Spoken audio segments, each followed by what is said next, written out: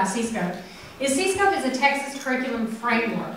It is not a curriculum, it is a framework. So what is C-Scope? C-Scope is a guaranteed viable curriculum. And if you know Robert Marzano's work, C-Scope is based on research and best practices.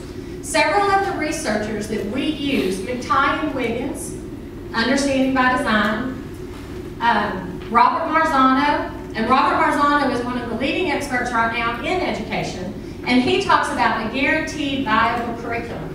A guaranteed viable curriculum is one in which, again, guides from the foundation all the way through. We talk about this being a 12K perspective because we talk about beginning with the end in mind. What does a student need when they graduate RDOT-ISD? What does a student need when they graduate the Texas system in order to go on to college or in order to go on into that career path that they have chosen? So we look at the beginning, we begin with the end in mind. We look at the end. We don't begin with the foundation and build from there. We begin with the end and we say, what does this student need? And so therefore, we back it up and say, so therefore, what does the student need from 12th grade all the way to kindergarten? So it is a 12K perspective instead of a K-12 perspective.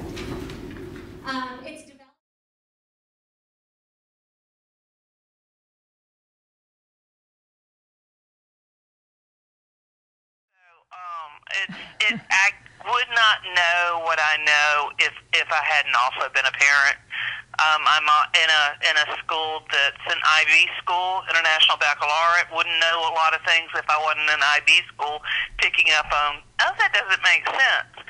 I'm in the Atlanta area, which is really pushing what's called regional equity hard, like a lot of your cities in Texas as well. Dallas, Houston are pretty good examples of that. And so without really meaning to, just by being in the room, I've been able to connect a lot of the dots. So it's very factual oriented. It's discussing things people had not developed before, but it's also it's not everything I know, but it's intended to basically be used in the way that you're using it, to give parents a heads up. This is how it all ties together.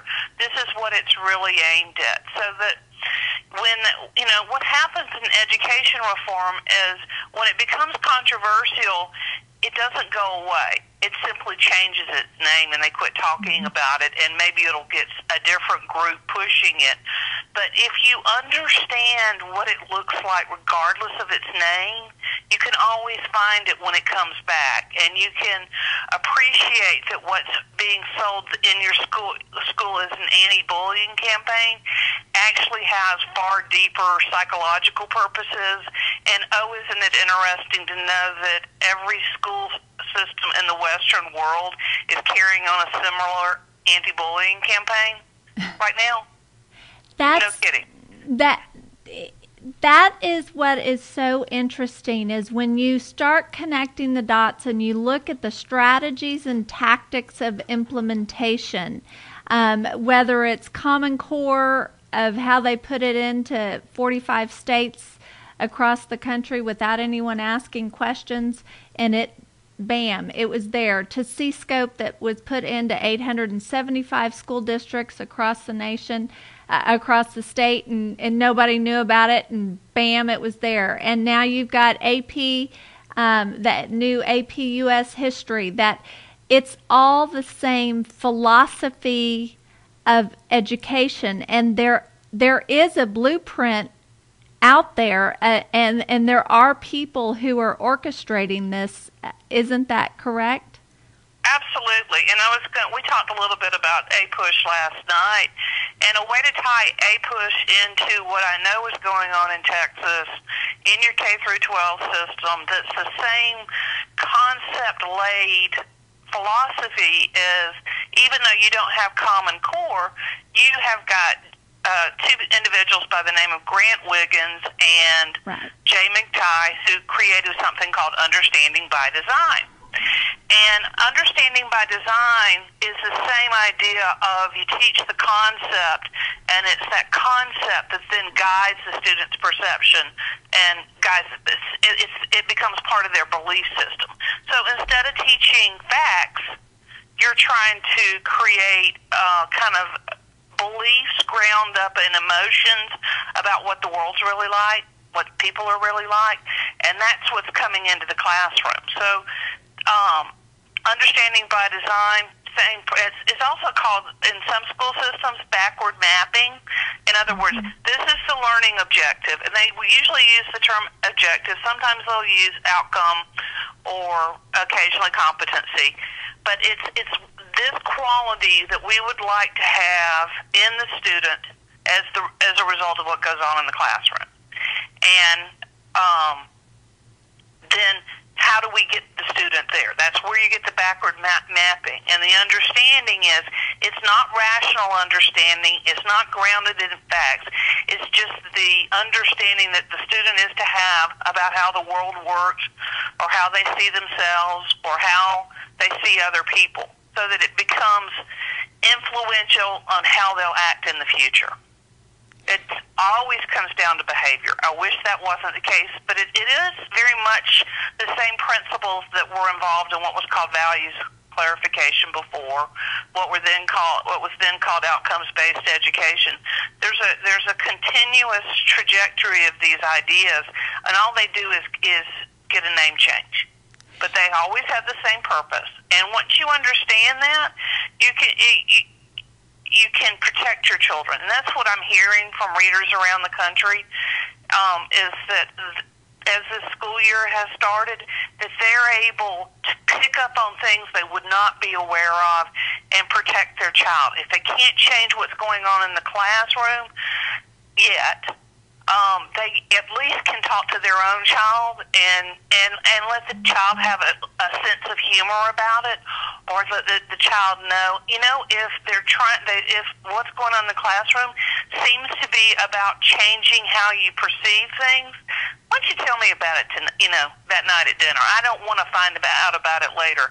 So that if you understand this is what's going on in the classroom, you can undo a lot of the intended damage, and you can joke about it with the kids so that they don't feel so frustrated and caught up between the family and what's going on in school. It's trying to change them away from the personality and the values and the beliefs that they came to school with. Well, and it's interesting because when you look at a lot of these teachers, educators, some administrators that are fairly new to education, they have bought into this hook, line, and sinker. I have a very, very, very close friend who I talked about on the conference call last night, who has described herself to me as a change agent. And she is a, wonderful mother, a strong Christian woman. She goes to church, and she's not someone that you would connect to someone trying to harm your child. She has all the right intentions, but she's bought into this through professional development. And one of the points that you made last night that I think was so important is that a lot of these people don't understand the big picture. They're giving the talking points, one, because their job is on the line, and two, because they don't understand what's actually happening in the big world. They have the right intention, and so part of our job as protecting our children and going into their schools is to understand where the people that we're talking to, where they're at in the system, if you will. Is that correct? Yeah, and that's frequently why I am invited to meetings and things now, because they are always told a plausible explanation. And most people take the explanations that they're given and just assume that people are acting in good faith. I've been at this story way too long to believe that, and practiced law way too long to accept that everybody has good intentions, especially when you've in education, we have consciously created these conflicts of interest, and it's taxpayer money, and teachers and administrators and consultants are being led to believe that they can make massive amounts of money. A lot of these consultants are charging like $4,000 a day for training, and a social worker charging $2,500 a day for doing school governance training. That's so many times what an independent market would pay them for their time, that they're going to push whatever it takes to keep getting those contracts. In most states, you get to retire off your last 3 years of income. Those averages. So if pushing this stuff is what gets you promoted and into the administrative office and into a six-figure income quickly, and that's what you get to retire off. You're talking about people for pushing this that are looking at six-figure incomes for the rest of their lives, and that's a lot of incentive. People develop businesses and sell them and don't get to hold on to the kind of money that these pensions being promised are going to produce over time. So there's a tremendous amount of selling going on to push these ideas, and threatening of teachers and telling administrators there will be no more promotions for you. You will not get the lucrative gigs in retirement that allow you to make the $3,000-$4,000 a day. You won't get to go from taking your retirement with the local school district and then immediately go to work at the state or at a RESA and go for the double retirement. All of these things are what's going on that are part of what causes people, even people who are well-intentioned, to not want to look into the background of the ideas. They want to believe it's going to work. They want to believe. Sometimes I joke about the fact that, that this is like selling rides on a unicorn. You can really want to sell rides on a unicorn, but there aren't any unicorns. So your intentions to sell those rides aren't going to create unicorns. Well, a lot of the ideas pushing in education, when you get down to what's involved, they won't work. If I'm in the room, though, and I hear what somebody's advocating for, I'll hear right through the plausible excuse that they heard and realize whose theory it is.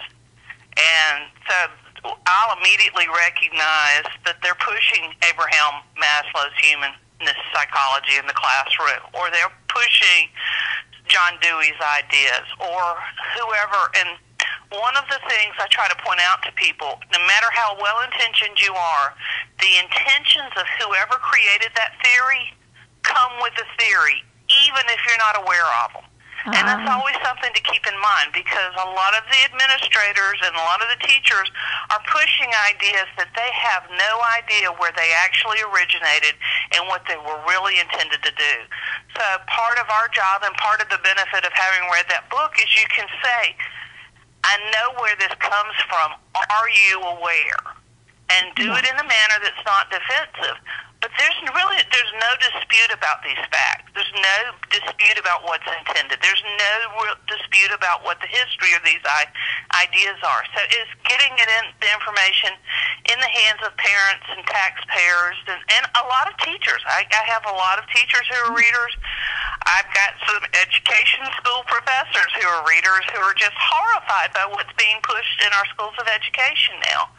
And so it's my job is to tie it all together, make it factual, to create the analogies that people can relate to, and try to keep my sense of humor about it. It is what it is. I didn't make the story political. I'm very factual about relating the political aspects of the story, and that's why I tend to have kind of a snarky sense of humor about it, because it's not necessarily, you don't want the story to be true, but it is true, and the only way to diffuse it is to say, this is the intention, this is not okay, it won't work, and we might as well acknowledge on the front end that it won't work. It's our kids, it's our country, and this is not what we should be doing. Well, and really that's what connected me to you is by asking questions and being led to you and to your book and to your and I want to. So, and I'll mention it again at the end of the broadcast, but you have a website as well, a blog, invisiblesurfscholar.com, invisiblesurfscholar.com, and you do a lot of writing and interaction with the people that have read your book and the people that are taking the tools, are you using your book as a tool to go in and fight the good fight for our kids. And I want to talk a little bit about this digital age that we're in, and we're seeing it in all over Texas, and specifically in my children's school district. They're now buying iPads for all the 3rd and 4th graders. For all the at the intermediate school, they're purchasing Chromebooks, and which I'm horrified about. One, because of the data collection aspect of it, but two, because where have any of these tools or apps or things that these teachers have access to, one, where have any of them been proven successful, piloted and proven successful to teach reading, writing, math, history, those knowledge-based foundation, that kind of an education? Where has any of this been proven? And what we're finding out is that it hasn't, but that's not the intention anyway, as you've pointed out.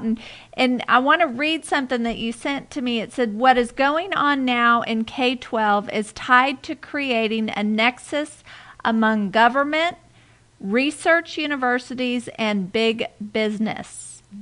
It's mostly off people's radar, but not politicians. They know what's going on in K through 12.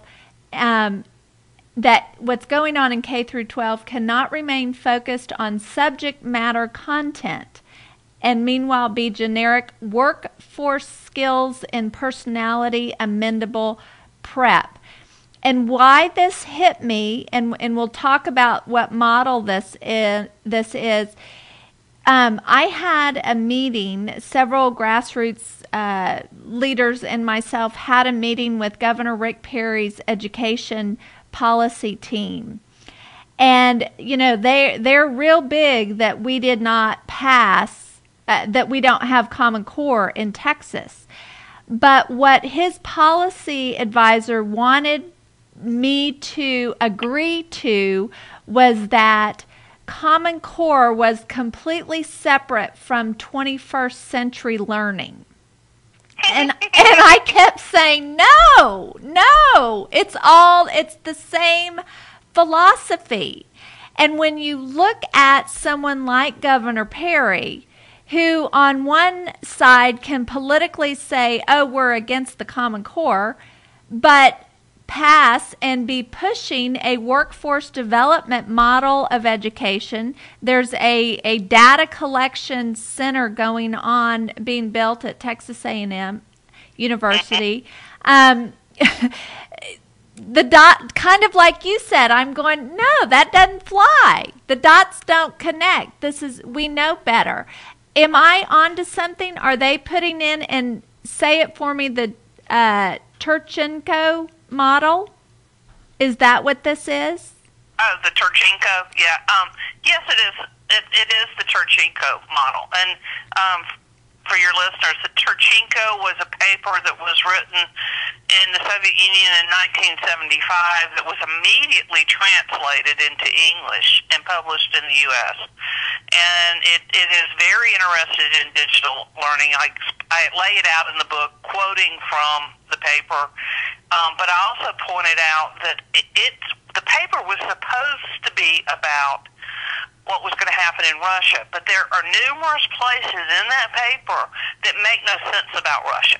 That's just not how Russia worked. But they only make sense if the whole purpose of the Turchenko paper was to lay out the template of how we wanted the economy to work in the West going forward and how digital learning taps into that. People who understand, I could use digital learning to deliver a lecture. That's not what's intended for digital learning, though. And it is referred to in books I have that are professors that are involved in this as the Trojan horse. It is the way to shift the classroom away from academics and subject matter knowledge, because most people don't appreciate that a computer is inherently a tool. So when you make school about using a computer, you've just made school vocational. That's the first point. The second point about digital learning is that digital learning is a visual system. It's not like print. When you read a book, you're using what are called symbol systems. One of the things that ignited the world as we know it and take for granted was for the use of symbol systems to become widespread throughout the population.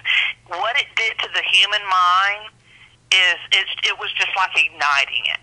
And so to a certain extent, I've called digital learning an attempt to uninvent the printing press, because the mass literacy that we take for granted gets undone in a world where you don't use symbol systems anymore, and it's just the computer delivering visual images.